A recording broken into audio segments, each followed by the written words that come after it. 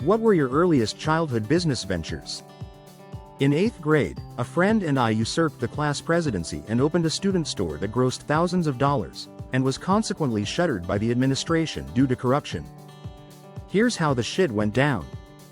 My neighbor Chris tells me about a failed startup when I was in 7th grade at Corte Madera Middle School in Portola Valley. An 8th grader named Chris Reich lived down the fire road from me. He told me about when he was a 6th grader, and the then 8th graders made bank by running a snack racket during recess.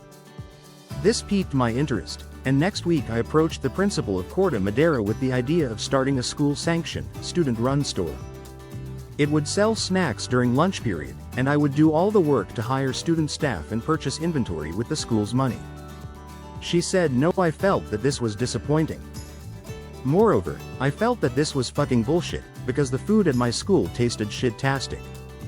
Now, having successfully not obtained the blessing of the stupid grown-ups, I was more or less assured to open that goddamn store. Summer between 7th and 8th grade 1 spent the following summer dirt boarding in the Golden Grass Hills, challenging other rich brats to tennis ladder matches at Alpine Meadows, and collecting magic cards. 8th grade, P1 back at Corte Madera, I knew I would be unable to start, let alone maintain a student store without some facet of participation from the administration. But the administration was not fond of me, on account of my defiant attitude and a couple unrelated, fire-related incidents. Therefore, I decided the way to achieve administrative buy-in was to become part of the administration. The way to do that was to be democratically elected the student body president for Corte Madera Middle School. But my nemesis Ms. Cork had already handpicked her golden boy, Matthew Margolin. Well, I guess we'll fucking see about that shit, said my friend Andy Walls and I. Then we planned the most memorable speech ever delivered on a Corte Madera Middle School election day, and stole the election from Golden Boy's grasp. Matthew had just finished delivering his speech, which was perspicacious and cogent for an 8th grader. Then it was Andy Walls and Aaron Crane's turn.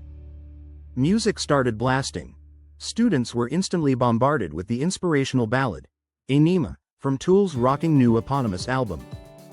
As the lyrics, "Some say the end is near, some say we'll see Armageddon soon," permeated the gym, smoke permeated the stage.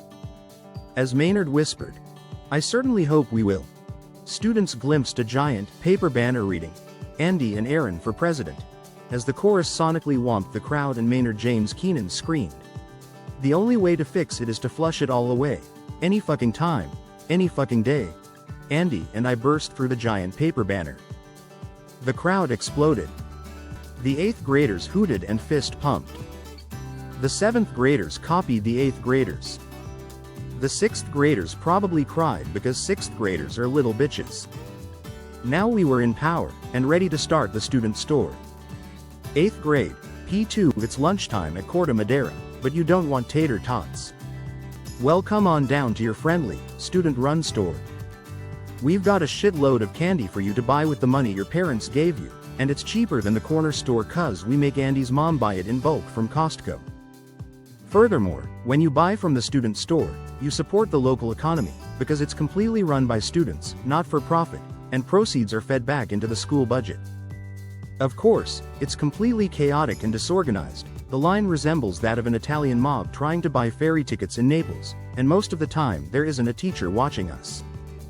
But since we're in it to give candy to the people, and we're not making money, we don't really care. That is, until certain friends of mine start skimming off the top. Can you blame them? We were 8th graders, grossing hundreds of dollars in revenue a day, cash in hand. Stealing was inevitable, because market norms defy social norms, and I'm glad I learned this lesson at an early age. We share deep social bonds with our friends, but when we work with them, those social bonds are stressed by a market-driven environment. If the market norms win, our friendships take a backseat to our want of success. So, the store had to be shut down. Ultimately, I was the one who both started it and closed it, because it was a gloriously successful defiance of authority that had run its course. It was a greater effigy than any fire, and it was my first independent business venture.